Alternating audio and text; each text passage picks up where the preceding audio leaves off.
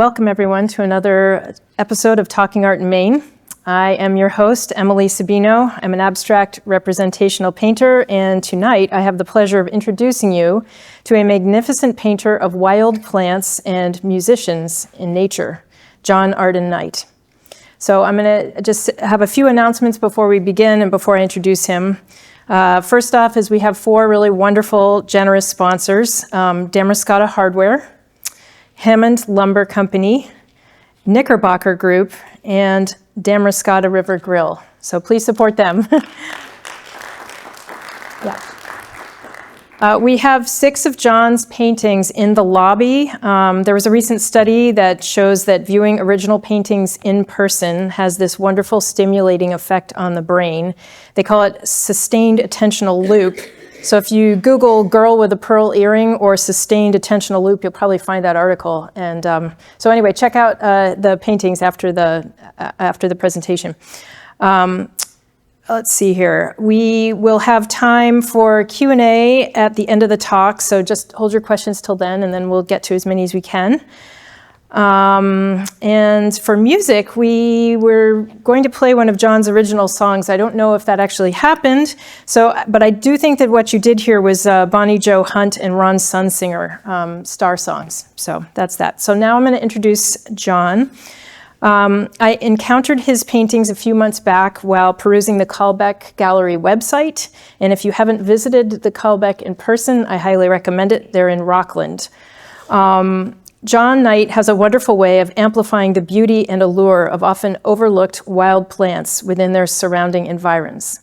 His paintings draw the viewer in with dramatic skies filled with unusual clouds, vast empty farmland furrows, and distant vistas of magical mountains and calm, inviting waters. In the thick of it all sits a glorious weed in full bloom, standing tall, engaged in a dynamic interplay with the earth, sky, rocks, water, and ethers. There is a spontaneous in-the-now feel to these paintings. At first glance, one could say that John has artfully embellished and stylized them for dramatic effect, but perhaps this is only half true.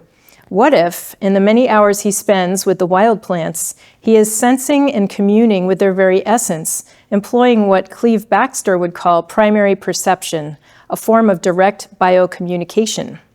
If this line of inquiry interests you, I would recommend picking up a copy of The Secret Life of Plants by Tompkins and Bird, and then go back and look at John's paintings again. As for education, John received his M.F.A. in painting from American University and a B.F.A. in painting from Indiana University, and his work has been included in biennial exhibitions at the PMA and the Center of Maine Contemporary Art. And nationally, he's been awarded a fellowship at the Fine Arts Work Center and a bunch of residencies, including Millay Colony for the Arts, Vermont Studio Center, Great Spruce Head Island, Acadia National Park, and so forth and so on. John's paintings have been compared to the mind-bending natural scenes of the late Charles Birchfield. In terms of color palette and expressing the pulsating, magical, vital energy of northeastern nature, I think he could also be considered artistic cousins with fellow Maine artists such as Eric Hopkins, Marston Hartley, and Jane Damon. Along the theme of seeing the magic in nature, I think this quote by live art critic Laurie Waxman sums it up pretty well. Quote, "If you're too old and cynical to see the world this way on your own and you haven't got a young pair of eyes to help you along, have a look at Knight's paintings. They just might do the trick." Please give a warm Talking Art in Maine welcome to John Arden Knight.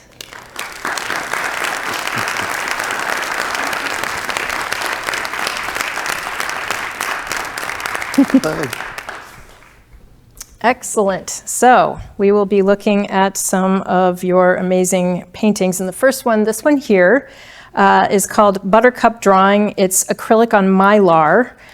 It's 30 by 36, and it was painted in 2014. And you grew up in Indiana, visually inspired by Midwestern farmland and limestone quarries, which we can see in a number of your paintings. Yet often the principal subject of your paintings are weeds or wildflowers. Can you talk about the allure of wild plants? Well, I started painting heavily in college in Indiana.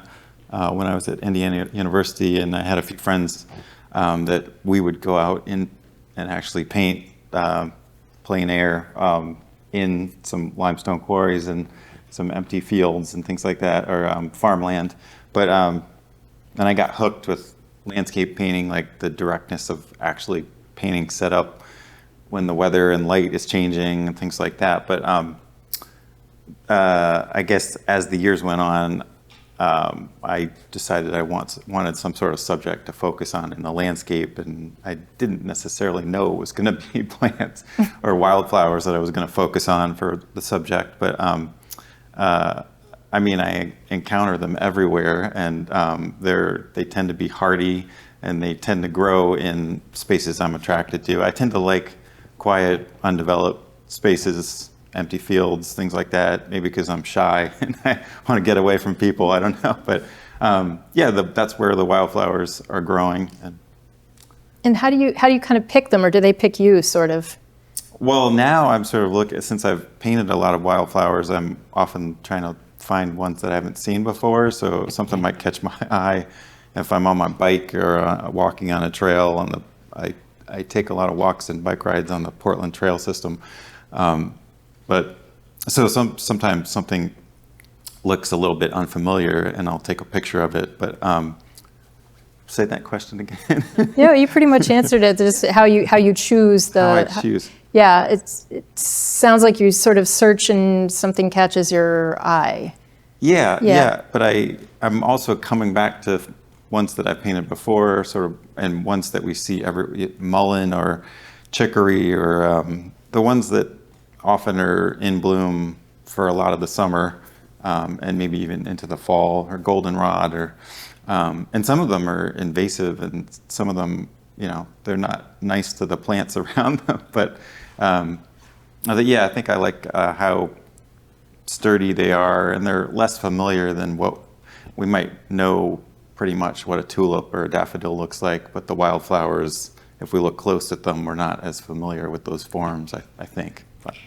Yeah, I mean, we see them, but we don't always see them. Yeah.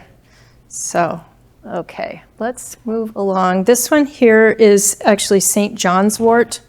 This is also acrylic on Mylar. It's similar size, 36 by 30. Again, this one was from 2014. You have mentioned that you do a fair amount of preparation before you start a painting.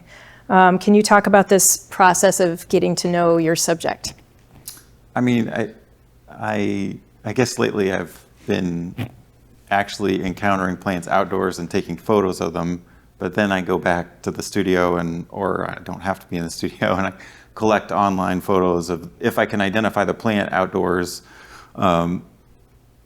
or identify the plant from the photo I've taken, then I find every photo I can find online. And I used to do a lot of projections, actually take an opaque projector and a printout and project the plant onto whatever surface I was going to draw on, big canvas or a piece of Mylar. And I would sort of make an amalgamation of, I could take a bunch of different photos and make the ideal plant into one image. And also you could look from different angles, and also it might be showing, sort of like botanical illustration. I was showing the plant in different seasons and showing the seed pods and the blooms and everything that you might not see all at once. But right. Yeah. Does it help you to know some of the characteristics of the plant, like the healing properties and stuff like that? Yeah, but often that comes later. I'll actually learn about that stuff later. Actually, you mentioned, we'll see it later, but you mentioned a few things about some of the plants that I was painting being edible, which one of them I didn't know that the roots were edible. But. Yeah, I think it was harebell, but we'll come to that one. Yeah. Okay. This is Scarlet Pimpernel, like the book, but it actually means delight of the fields in Latin. And do you have a story about how you encountered this plant? Actually, a few of these, I think there's another, the harebell painting that we just mentioned, and the Scarlet Pimpernel. I saw these plants, they're pretty low growing, but I saw the plants at York Beach, and this my wife's family's been going to York Beach, to this certain beach house, for 60 years or so. We haven't been going for 60 years, but my mother-in-law has been going for 60 years. And yeah, it's got this great expansive view of the ocean in this big sunroom. And there isn't much land in between the beach house and the ocean. But low tide, you can walk out on the rocks, and sure, just like you mentioned, Yeah. these plants were growing in between rocks in a tiny bit of soil. I mean, there wasn't much to hold on to, but they're hardy. And like you said, the Scarlet Pimpernel is sensitive to barometric pressure and weather, and it blooms only at certain times. Yeah, it's like the poor man's weather predictor, kind of, but only if you want to know what the weather is in the morning, because it closes up by early afternoon. It's like an early bird and then closes, so sometimes it's helpful, but in the morning. The thing that I also noticed about this painting is that it's you have it upright when they're more of normally a creeper. So to me, I thought it looked kind of like it was ready to attend the Oscars. You know, it's very elegant, it's upright. Can you talk about the technique and artistic choices that you use to help viewers see these plants in their very best light? I think it tends to be more formal decisions, where it's what forms can I put in the picture to lead somebody around. So, you know, like a Renaissance painting where you look at this, this points to this. The sustained attentional loop. Yeah. Okay. Gotcha. So even where I put the ocean or the horizon or the cloud forms, I think it tends to be more, I need something here, and I need there to be flow when you're looking at the picture. And if you it's the thing you're not supposed to do, is put the plant right in the middle of or the subject of your painting right in the middle of the picture. I would probably tell my students not to do that.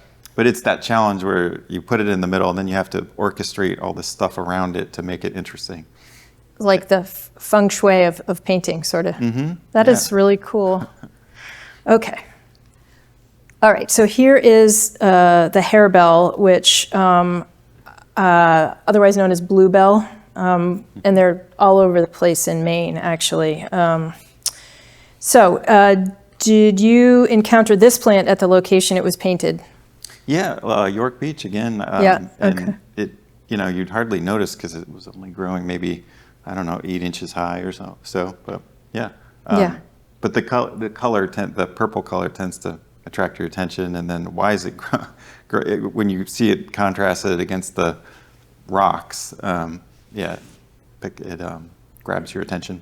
Yeah. Okay. So now we're moving along to some of the musician paintings. This is called Horns and Passing Storms, and it's actually in the lobby. And it's acrylic on canvas, 24 by 20. This one was painted in 2020. And in addition to your interest in painting plants, you're also drawn to musicians who appear to be performing for the trees, rocks, and clouds. How did you get into painting musicians? Yeah, that's a hard question to answer. I think partly I've been teaching for quite a few years at Southern Maine Community College, and we tend to, in drawing class at least, well, painting class too, we tend to, since we're all there for a chunk of time, a couple hours for a studio art class, we tend to start in the middle of the semester, we start drawing each other in the room at the easels.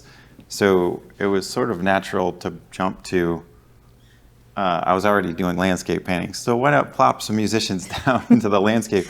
But I was also trying to work on doing some drawing from live music performances, like while people were playing.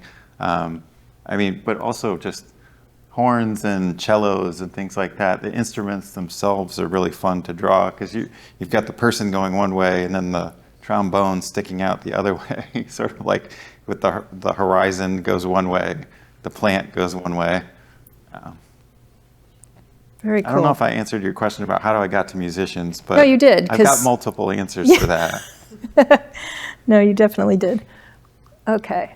This is also in the lobby. This is Rebirth Brass Duo, and if I had to come up with an alternative name for this painting, it would be Rock Concert at Sunset, because it looks like they are playing for some very large rocks. Was there a killer sunset, or did you add that for dramatic effect? Oh, definitely in the studio, just wanting to use a purple and a magenta and an orange and a yellow color, and how can we, make that look like it's in the landscape and maybe the sun's going down. So I think your idea is more romantic. If I actually was outside, same musicians play as the sun was going down, but no, it's more of a studio construction. But yeah, I'm trying to, even if it becomes somewhat abstract or the forms become somewhat stylized, hopefully it looks like what you're talking about, where it's actually musicians outdoors playing.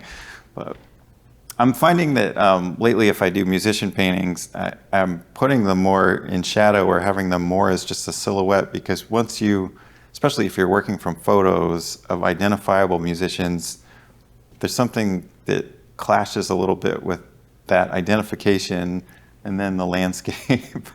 I haven't figured out exactly how to make that work yet, so I'm still tinkering with that.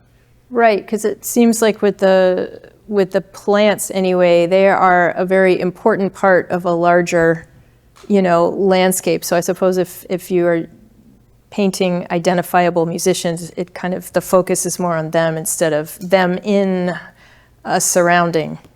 Yeah. And I listen to a lot of, I play amplified music, and I like a lot of hip hop and funk music and things like everything, and rock music that's, of course, produced in the studio or people are playing through amplifiers. But if you're doing a painting, what would be the more free depiction of somebody playing music? I think just playing a horn or even a cello outdoors. I was looking for something really unencumbered and joyful and free. I think you said the word free, or freedom in the work, but yeah. Well, my husband says it doesn't matter how much you have to do to get something to look magical. If in the end it's magical, then you've done what you needed to do. So yeah, it's the end result that matters. Okay. All right. And here is Trumpeter with sumac and lupin. This is acrylic on canvas. It's a 20 by 24, and it was painted in 2020.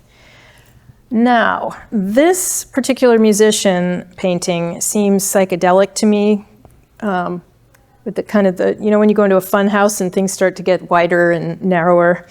What was the inspiration for this painting? I liked the pose in the photo. Sometimes if it's just sort of a powerful pose, I can work with that. Again, I think I tend to work in a series, and so I'm playing with these forms, boulders, plants, cloud forms, moving the horizon. Where's the horizon? Water. Yeah, water to some degree. And then, yes, I plop the musician down in the midst of that. But I can't tell you that this particular combination was super planned out. So maybe we'll have to come up with a narrative afterwards here, If it weren't true, it should have been. Yeah. Yes, I think that's better. Yeah. Okay. And here's Trumpeter with inlet and mullen. And I think the mullen, let's see, the mullen is right here. That's the mullen, right? Mm-hmm. Yeah. Yeah. It's got some dandelions too. Yep. The dandelions. So have you been involved in other art forms that inform your paintings? Like in this case, it looks like the clouds, they kind of remind me of a woodcut. Other mediums and things like that? Or? Yes, that would be the more educated way to say it. I think I see what you're saying with the woodcut look, with the little white cane shape in the middle cloud. Yeah. Looks like it's carved out of that dark area on the underside of the cloud. The thing is, I usually try to paint a realistic cloud, and then it turns into a UFO. I'm not really, I'm more thinking like, where does that cloud need to go, and how much in the painting to pull your eye over here, and then how much space does it need to take up, and the general shape. And light sources are so hard to invent, and this is more of a studio creation, so I guess there were some striations or things going on in the sky with these directional brushstrokes with the blue and white, and then I tried to pick that up in the underside of the cloud, but it's a little too clashy, maybe. I don't know. I like it. Okay, good, good. I like too how the bay area is kind of around the trumpeter. He's kind of in front of it, but it's like hugging him or something. It's also the warm, cool thing with that orange shirt and the blue water, complementary colors. Ah, See, my students, that's what I'm telling my students to try. Complementary colors and, you know.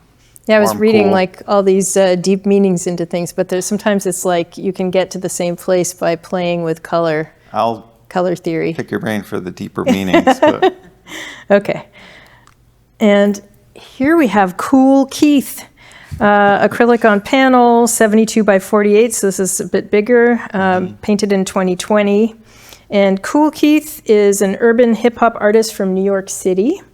And it looks like you have transported him to the Southwest, maybe. Yeah, I guess, yes. I think that that big earth-colored thing on the horizon is from Star Wars, and R2-D2 there. I saw this thing, you mean? The land mover or whatever they call it. Yeah. Yeah. But yes, Southwest, that could look like, the colors could look like Southwest on the horizon. Yeah. Yeah, I'm a big fan of Cool Keith, and he's come to Portland quite a few times, played at different venues, or performed at different venues. I think Lisa Pixley, the printmaker, who has a print shop in Whitefield now, Grand Army Prints. Mm-hmm. I think she sort of, without knowing it, maybe laid down some sort of challenge years ago, was saying that I was painting a lot of the plants and maybe you could recognize them because they had similar compositions. And just with that one statement, I thought, I'm going to try painting musicians, or I'm going to try painting people, or I'm going to change it up, you know. So unknowingly, she pushed me to do I wonder what something. you'll do after the musicians then. I don't know. Interesting.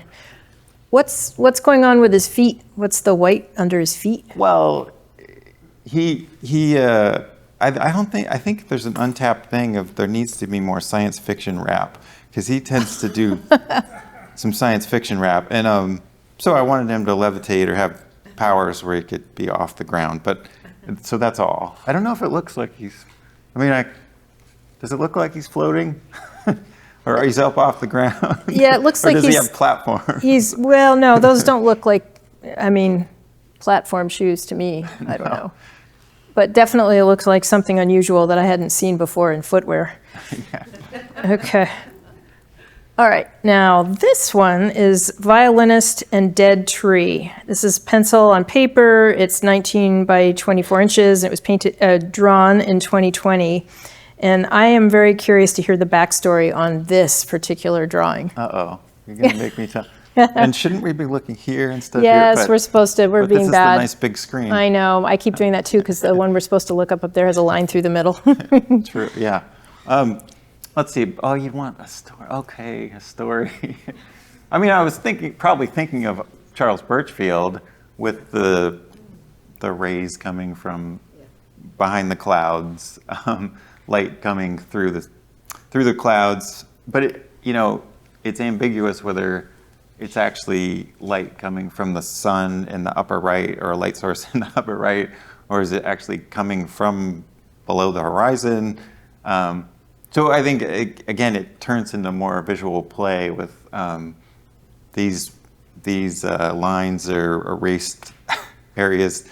Erased lines go one direction. I want them to go one direction here. Again, I'm trying to activate the composition. And so some different motions in different directions, I guess, helps. But I think there is something to what you're asking about.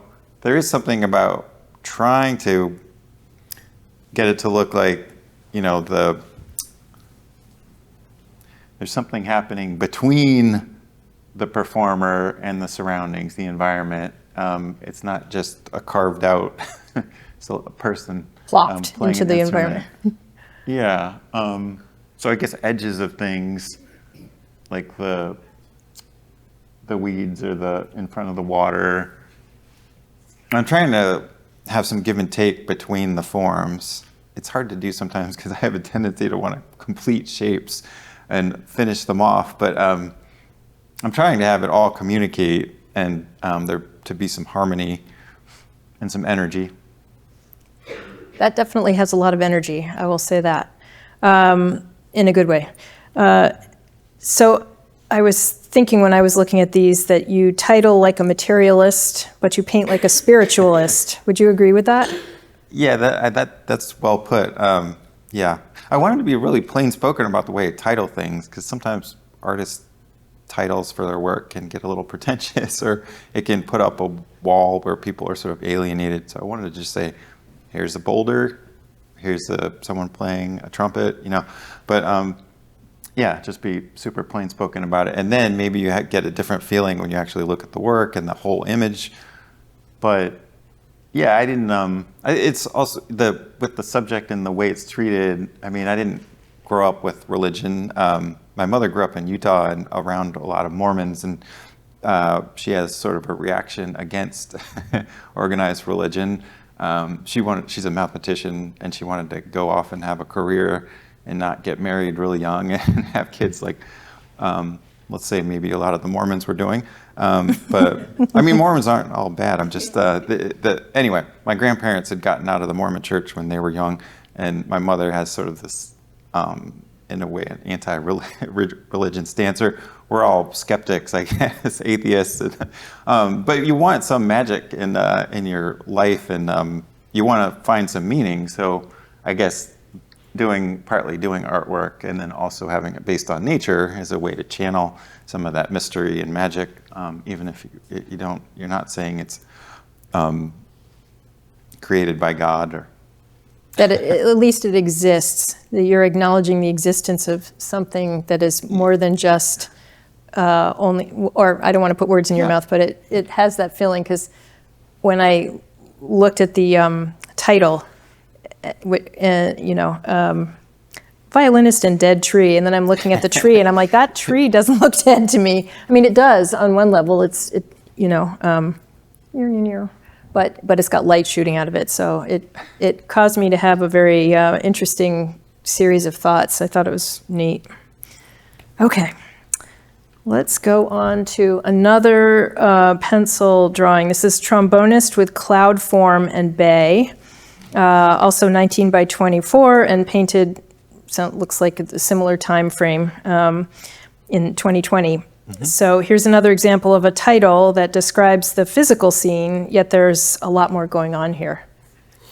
Yeah, I'm just thinking of the reference photo I was looking at. I was looking at pictures of the Rebirth Brass Band and them playing outdoors or maybe in front of crowds and things, but that particular pose but looked quite powerful, and it almost looked like he was holding a rifle. I don't know why I'm putting that on it, because I've never really been into guns, but the pose was powerful. And it, sort of lining that up with the horizon seemed to do something. I think you were asking about the treatment of the tree behind, the pine tree behind him. I mean, again, I was just trying to not close it off and have, like Birchfield does, where it seems to things radiate out from the natural forms, and there's some communication in between the tree and what's around it. But so I was trying to keep it where the edge is not as fixed, I guess. I'm not sure I'm describing the whole thing here.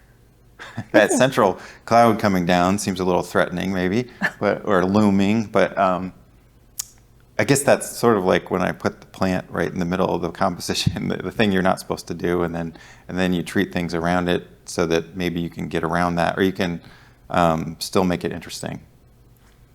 Yeah.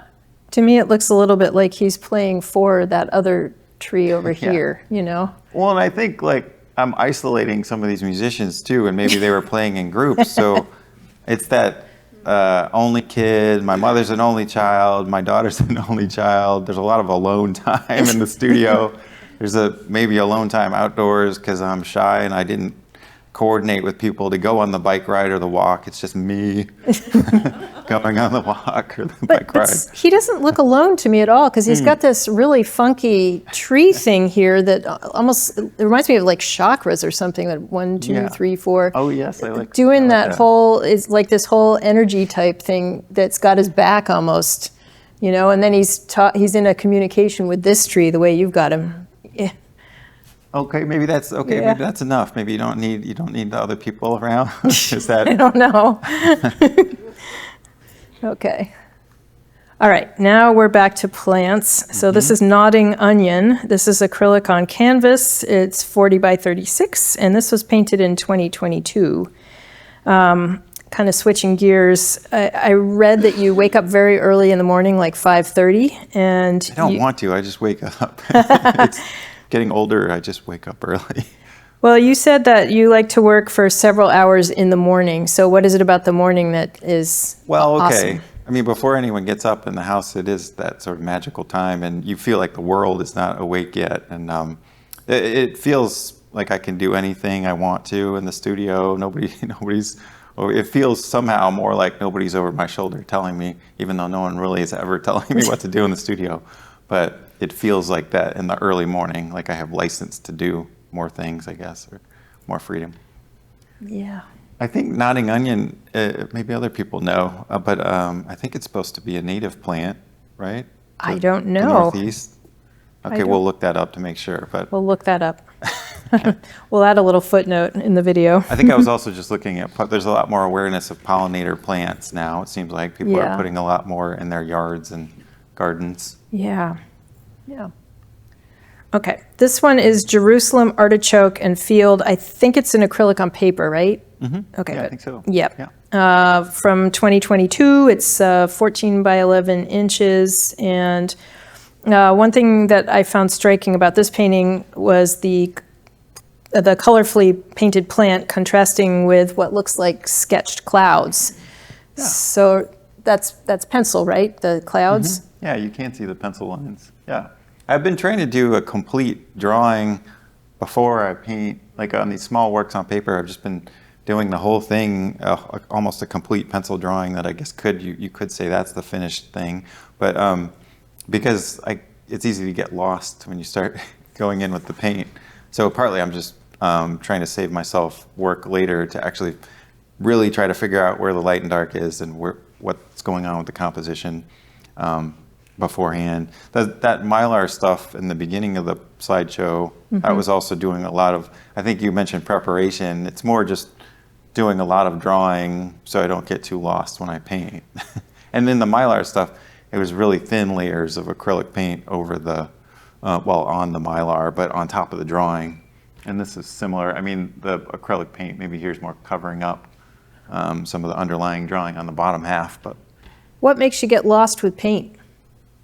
Oh, I make lots and lots of shapes, and then it's too distracting, and you lose sight of what the subject is, and then you don't have the impact you need. You're seeing all these little shapes and like the UFO clouds and things. It's easy to have that happen in my work.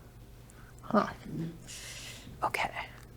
So this one is Verbena and Storm Clouds. I think this one's up at the Caldbeck right now. I think so. Yeah, they have a group show, and I saw that the other day when I was up there. Sorry. This is acrylic on paper, 14 by 11, painted in 2023.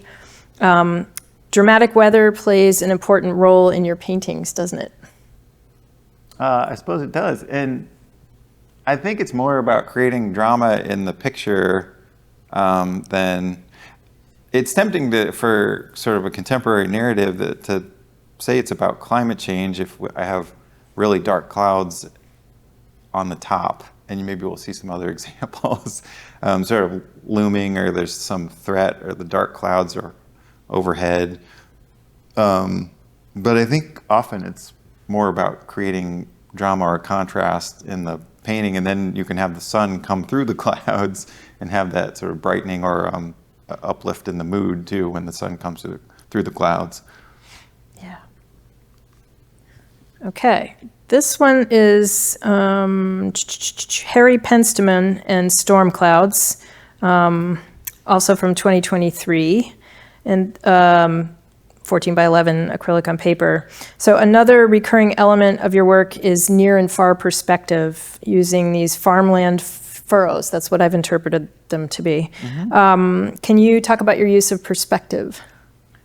Sure. I mean, actually, I did recently go back to Indiana, and I went back to Bloomington, where I went to college, and I actually played with my college band, which was very fun. But but driving back home to South Bend from Bloomington, I stopped in one of the.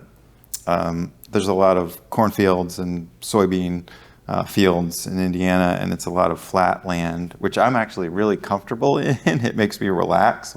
Some people get really unnerved by the big expanse of flat stuff, but it's relaxing for me, even though farming is not easy and it could be a harsh environment, I suppose, especially if there's storms. But I think the perspective lines is more, it suggests like maybe you've cut a wheat field or something like that. But it's more if the plant is close to the surface of the painting or close to us, close to the viewer, then the perspective lines can take you somewhere else. In this case, it goes behind the plant, but there are other cases where it goes off to the right or to the left, the perspective lines. So it's just visually, again, a way to take you to somewhere else in the picture. But okay. Maybe that's not the exciting answer that you want. No. I mean, there's a lot of different ways to get to a result. So there's no right or wrong answer, I suppose. It's just interesting. Is there a particular significance to placing the weeds in an empty farmland? Like, does that mean anything? Or again, that's just purely, I think I'm learning. I think there is a bit of nostalgia for that farm. I don't tend to be in that Midwestern landscape anymore. And there's a bit of nostalgia for that. And then, sometimes the sort of golden color against the cool colors. Yeah.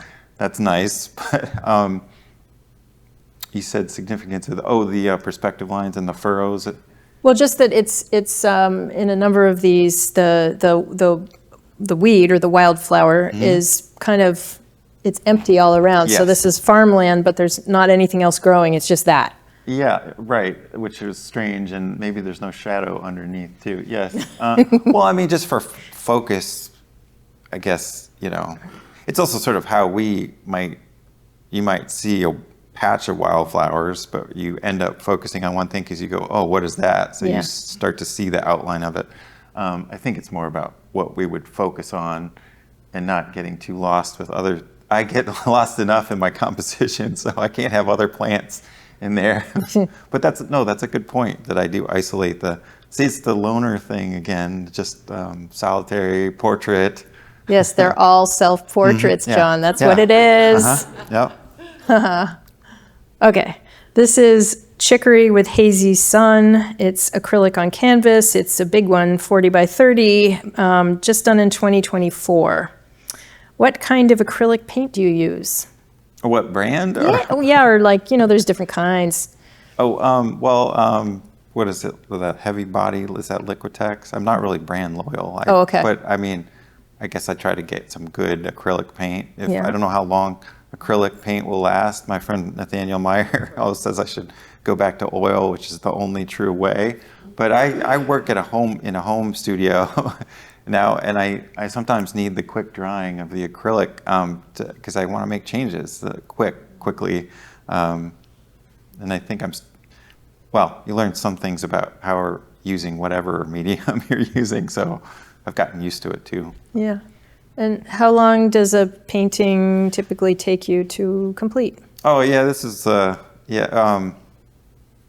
first couple days is great, and it's so energetic, and I'm doing a quick drawing, and the initial colors is wonderful, and it's fun, and I'm moving them around, and then the end of the painting is terrible, excruciating. Like for some reason lately, it's been so hard to finish paintings, and I think it needs the excruciating stages at the end to keep making some edits. It seems to like I actually need the edits at the end, so I guess I got to do it. But how long? I mean, it could be a couple months. It just varies.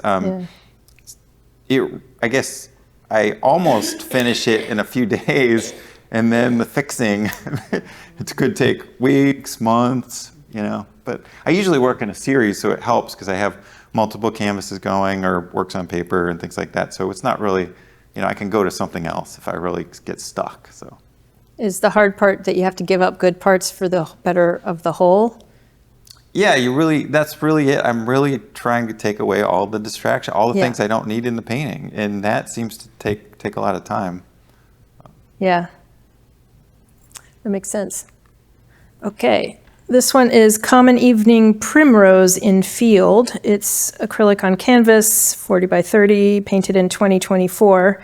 Let's talk about color palette. Do you do a lot of layering? Sounds like you do some painting over based on what we were just saying. Yeah. I mean, I probably would have basically the initial colors down in a day or two, with the field is dark yellow and there's light blue and above the horizon and there are gray clouds above. You said, but use of palette. I guess gradually you can sort of refine the way the color's working too. Like if you put a red down that really stands out, you want it to really work and have some power to it and not be lost among all the other slashes of red you've done. So you need the balance. Yeah. Yep, it's all relationships with color.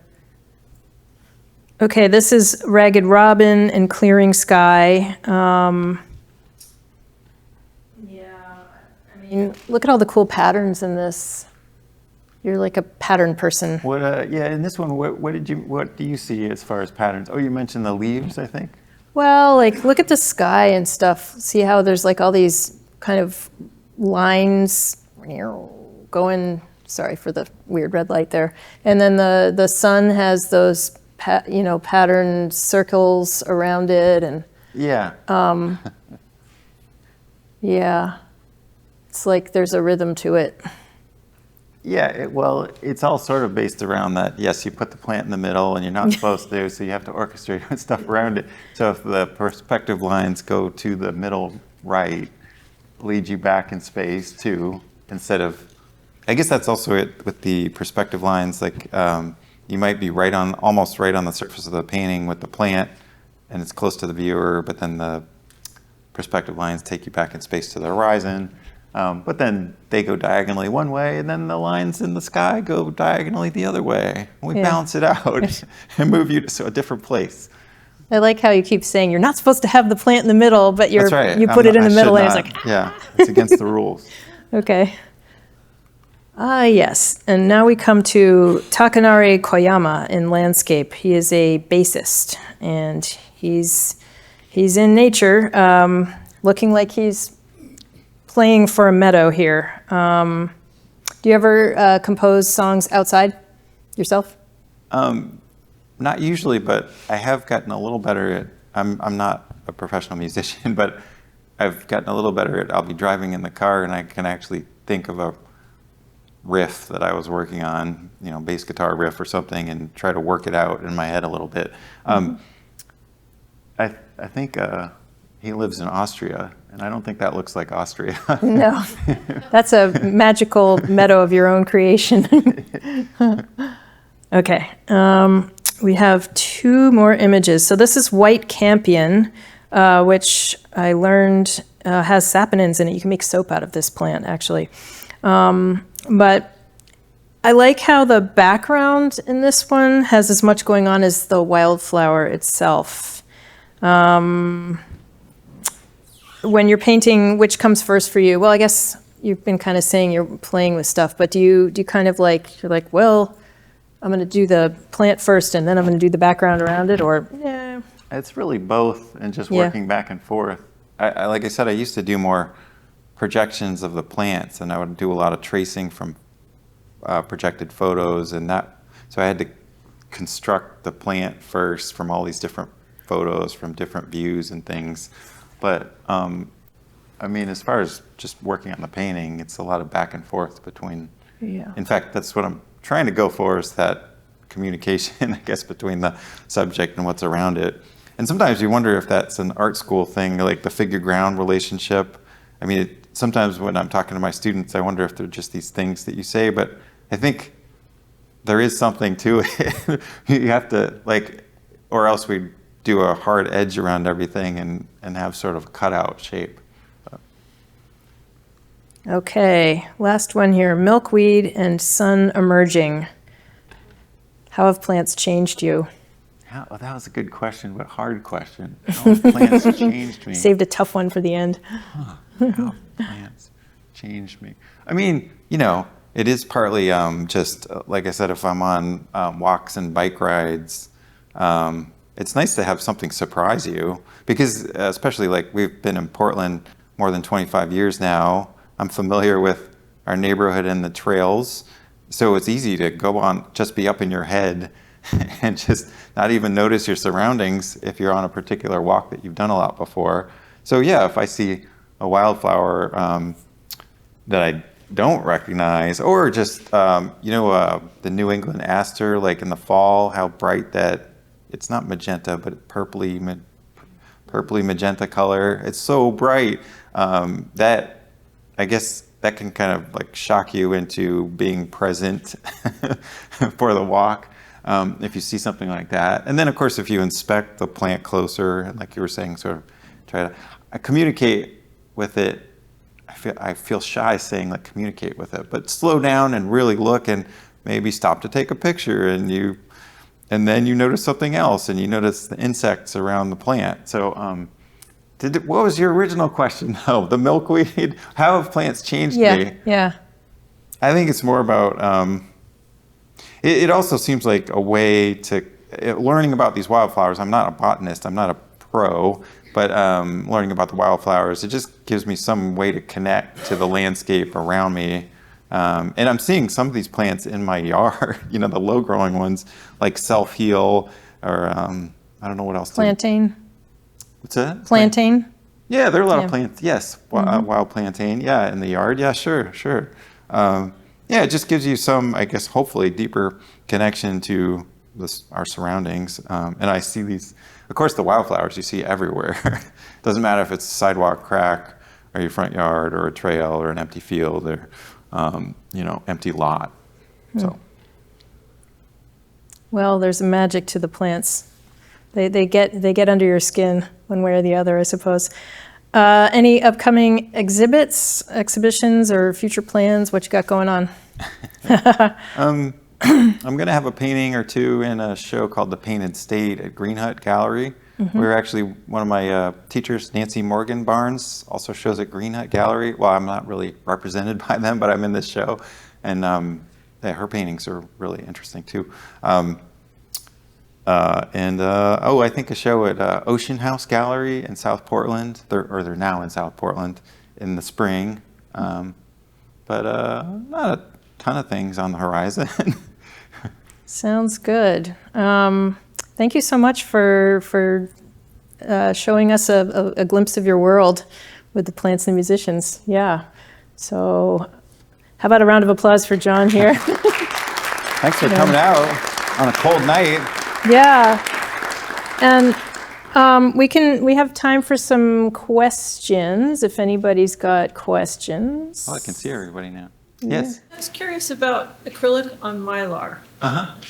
What is it that you like about working on Mylar with acrylic? The question is, what do you like about painting acrylic on Mylar? Well, that's also a different game, too, with the translucent quality of the Mylar, where you can, it's not completely clear, or I was getting stuff that had sort of a milky film on it, but it matters like what you put. If you put it on painted white wall and then work on because you're seeing the light bouncing off the wall behind it, or if you matte some artwork that you finished on Mylar and you've got like white matte board behind it, again, you're seeing like the light go through the thin layers of paint. And it seems like, I guess I like luminous colors, and I try to make it look like there's light coming from things in the work. So that seemed to work working on the Mylar, but it's also just kind of a fun surface to work on drawing on it too. But I guess I have no special attachment. It just seemed to be fun to play with, really. And it's really tough. You can, like, if I wanted to edit a part of my painting on the Mylar, I could take a scrubby sponge to it and really, like, scrub at it, and then I could work over it again. Another question? Sure. When did you start drawing and painting, and how did you get started? Let me just repeat the question for people in the back. When did you start painting? And wait, sorry, what was the second part? Just how did you start? How did you start painting? Okay. Yeah, I mean, I think it really clicked in college. My first painting professor, Robert Barnes, who lives in Maine in Searsport, and Nancy Morgan Barnes lives in Searsport too. Both my painting teachers somehow are in Maine now, from India. My painting professors from Indiana. But no, the landscape painting thing, painting outdoors, really clicked in college in the 90s for me in Bloomington, Indiana. But I think I got an encouragement as a kid for some art stuff, and I thought I would do graphic design or something, and that would be a perfect union of being creative and then making a living, and that I didn't seem to put the energy into the design work in college, at least. But it was nice. My parents were really, really encouraging about me going into the arts. Like I said, my mother's a mathematician, and my father was a computer scientist and mathematician, but he had lots of degrees. But they were both teachers. But yeah, they were encouraging too. I must be really proud of you. Well, I hope. Yeah. Yes. Well, I love your paintings. I think they're beautiful, thanks. very dramatic. Do you listen to music when you paint? I do a lot of times. Do you listen to music when you paint? Sorry. No, go ahead. Yeah. I do a lot of times. Lately, it seems like I haven't been listening to as much. Maybe just the silence is okay. But And you're a musician. yeah, I mean, sort of amateur. I'm in a cover band that's arranged through the Maine Academy of Modern Music in Portland, which is mostly for kids. A lot of kids take lessons on individual instruments, and then they play in groups, and then they get to perform at these different venues in Portland. And they're not just in Maine Academy of Modern Music. They're not just in Portland. I just happen to live in Portland. So I'm in a band called Fax Machine with that, an adult band. They also have some adult groups that have we also get to perform at these different venues. We'll learn a few songs, and we have directors, like a director that's been working with us for a while, who's really young, but he brings a lot of energy and helps us work through the songs and things. But It's great energy in your paintings. Thanks. Great energy in his paintings. Yeah. Go ahead. I really like your paintings too. I love them. And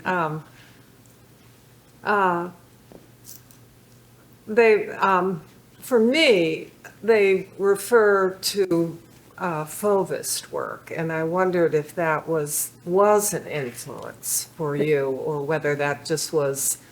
I mean, they seem to me as if they're unique to you, and but I wondered if there was an influence, a particular influence. She's asking if there was a particular influence, perhaps Fauvist or otherwise, that informs the work. Does Matisse count? Yeah. Sure. Yeah. I mean, his color is always really, really great. I think I'm always heavy on the Birchfield influence, because he's depicting other things, other senses. He's depicting like heat, and you can identify the birds in his pictures and insects, and he's working with temperature and sounds, like making a language that, not that I do this necessarily, but man, I just don't know how he communicates all that stuff, and he found his own language for doing it. But no, of course I love Matisse and other Fauvists. I'm trying to think of other examples. I'm blanking on other examples of. Chagall in some of your. Yeah. Chagall. That's fair. And you love circles. Lots of circles. I suppose. Yeah. Lots of them. Barbara? I don't know if this is a question or just an observation, but, one of the things that strikes me, it's always struck me about your paintings, is that they have this like sense of the sort of the land of the pointed firs kind of landscape, but there's always been this mixture of like the West with it too, this big sky feeling, and which I also feel, in Birchfield's paintings. And also your paintings have always been really musical to me. And then when you started introducing the musicians into the paintings, I think it's really interesting. Because Birchfield's paintings obviously have a lot to do with sound and music, and you can hear the trees. Yeah. But I really like that mix that you do of, these two different landscapes that are very different. Mixing elements of landscape from here Just and a big western Midwestern, sky and this little teeny, big sky. these like crowding of the trees. And also your use of scale too. The big plants and the baby landscape, and the foreground, the way you use the foreground is really, I think, really interesting. Oh, thanks. Yeah, thank you. I did actually live in New Mexico for a while, and I do miss how in New Mexico you could see a storm coming from miles away, and then you could look off here and there's something else going on in the sky. And I think it's harder in Maine. We're sort of spoiled in Maine with all the different kinds of landscape you can see, and I haven't really explored northern Maine, but sorry for bumping the microphone, y'all, but It's a lot more open up there. yeah, I need Crown to. of Maine. Yeah, I need to explore more. Yeah. Last question. Yeah.